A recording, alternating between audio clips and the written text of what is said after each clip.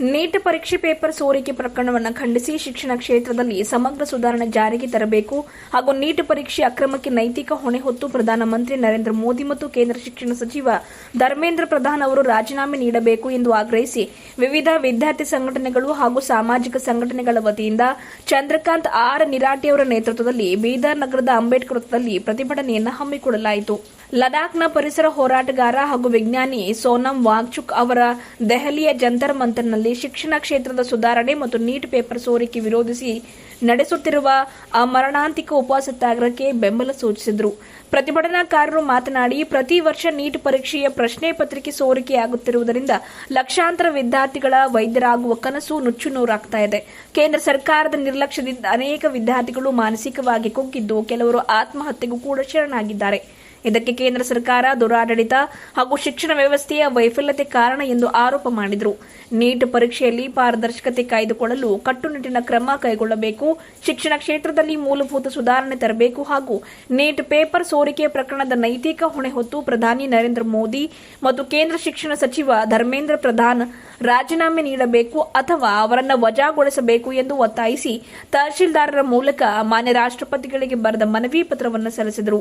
ಈ ಪ್ರತಿಭಟನೆಯಲ್ಲಿ ರಾಜ್ಯ ಅಧ್ಯಕ್ಷ ರಾಜ್ಕುಮಾರ್ ಗುನ್ನಳ್ಳಿ, ರಾಜ್ಯ ಉಪಾಧ್ಯಕ್ಷ ಅಂಬೇಡ್ಕರ್ ಯುವ ಸೇನೆಯ ಜಿಲ್ಲಾಧ್ಯಕ್ಷ ವಿನೋದ್ ಅಪ್ಪೆ, ನಿತೀಶ್ ಉಪ್ಪೆ, ಜೈ ಭೀಮ್ ಗರ್ಜನೆ ರಾಜ್ಯಾಧ್ಯಕ್ಷರಾದ ರಾಹುಲ್ ಡಾಂಗೆ, ಭೀಮ್ ಟೈಗರ್ ಸೇನೆಯ ಜಿಲ್ಲಾಧ್ಯಕ್ಷ ನರ್ಸಿಂಗ್ ಸಾಮ್ರಾಟ್, ಭೀಮ್ ಆರ್ಮಿ ಭಾರತ್ ಏಕ್ತಾ ಮಿಷನ್ ಹಾಗೂ ಜಿಲ್ಲಾ ಉಪಾಧ್ಯಕ್ಷ ಗೌತಮ್ ಬಗದಲ್ಕರ್, ರಾಜ್ಕುಮಾರ್ ಭಾವಿಕಟ್ಟಿ, ಗೋಪಾಲ್ ದೊಡ್ಡಿ, ಭಾರತೀಯ ಪ್ರಜಾಸೇನೆಯ ಜಿಲ್ಲಾಧ್ಯಕ್ಷ ಸಂಜಯ್ ಭೋಸ್ಲೆ, ರೂಪಾಲಿ ನಿರಾಟೆ, ದೀಪಕ್ ಕಾಂಬ್ಳೆ, ದರ್ಶನ ಕಾಂಬ್ಳೆ, ಪೃಥ್ವಿರಾಜ್ ಬಾಕ್ಷಿಕೇತ್, ರಾಹುಲ್ ಭಂಗುರೆ ಸೇರಿದಂತೆ ಇನ್ನಿತರರು ಇದ್ದರು.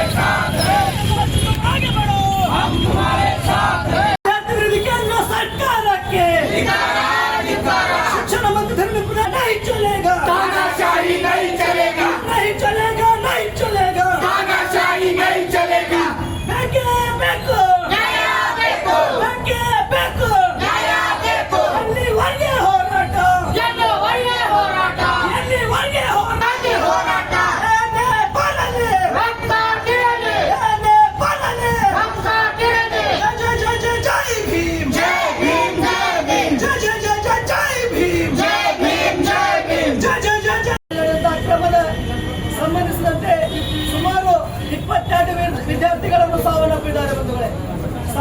ಸಾವನ್ನಪ್ಪಿದರೂ ಕೂಡ ಈ ಮಾನಗೆಟ್ಟ ಸರ್ಕಾರ, ಈ ನಾಚಿಕೆಟ್ಟ ಸರ್ಕಾರ, ಈ ನಾಚಿಕೆಟ್ಟ ಧರ್ಮದ ಪ್ರಧಾನ ಅವರು ಒಂದು ಕ್ಷಮೆ ಕೇಳಕ್ಕೂ ಬ್ಯಾನಕ್ಕಿಂತ ಕೆಟ್ಟ ವ್ಯಕ್ತಿ.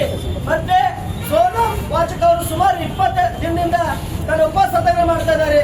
ಆ ಉಪವಾಸ ಸತ್ಯಾಗ್ರಹ ತನ್ನ ಅಹಂಕಾರ, ತನ್ನ ಏನು ಅಹಂ ಮತ್ತು ಘಮಂಡ ತೋರಿಸಿ ಈ ಸಂವಿಧಾನವನ್ನು ವಿರುದ್ಧವನ್ನು ನಡೆದುಕೊಳ್ಳುತ್ತಿದ್ದಾರೆ.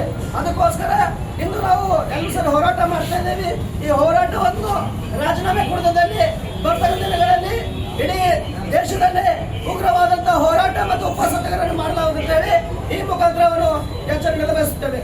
ಪ್ರತಿಭಟನೆ ಮಾಡುವ ಮುಖಾಂತರ ಕೇಂದ್ರ ಸರ್ಕಾರಕ್ಕೆ ಎಚ್ಚರಿಕೆ ನೀಡುವುದೇನೆಂದರೆ 24 ಲಕ್ಷ ನೀಟ್ ವಿದ್ಯಾರ್ಥಿಗಳ ಜೀವನದ ಜೊತೆ ಏನು ಆಟ ಆಡಿದಾರ ಕೇಂದ್ರ ಶಿಕ್ಷಣ ಸಚಿವರು ಅವರು ಇವತ್ತಿನ ತನ ಏನದ ಮಾನ್ಯ ಪ್ರಧಾನ ಮಂತ್ರಿಗಳು ಅವ್ರು ರಾಜೀನಾಮೆ ಪಡ್ಲಿಕ್ಕ ಆಗ್ತಾ ಇಲ್ಲ.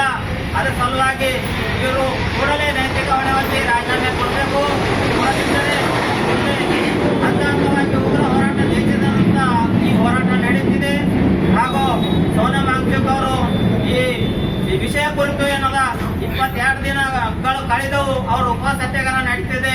ಆದರೂ ಈ ಕೇಂದ್ರ ಸರ್ಕಾರ ಏನದ ಈ ವಿದ್ಯಾರ್ಥಿಗಳ ಏನದ ಅಳಲು ಕೇಳ್ತಾ ಇಲ್ಲ. ಈ ಕೇಂದ್ರ ಸರ್ಕಾರ ಏನದ ಕೂಡಲೇ ಏನದ ಈ ವಿಷಯವನ್ನು ಗಂಭೀರ ಪರಿಗಣಿಸಿ ಈ ಅವರು ರಾಜೀನಾಮೆ ಪಡ್ಕೋಬೇಕಂತ ಹೇಳಿ ಕೇಂದ್ರ ಸರ್ಕಾರಕ್ಕೆ ಗೊತ್ತೇನದ ನಾವು ಒತ್ತಾಯ ಮಾಡ್ತೇವೆ ಬಂಧುಗಳೇ. ನನ್ನ ಹೆಸರು ರಾಜ್ಕುಮಾರ್ ಗುನ್ನಳ್ಳಿ, ಅಂಬೇಡ್ಕರ್ ಯುವ ಸೇನೆ ರಾಜ್ಯಾಧ್ಯಕ್ಷ. ಜೈ ಭೀಮ್, ನಮೋ ಬುದ್ಧ.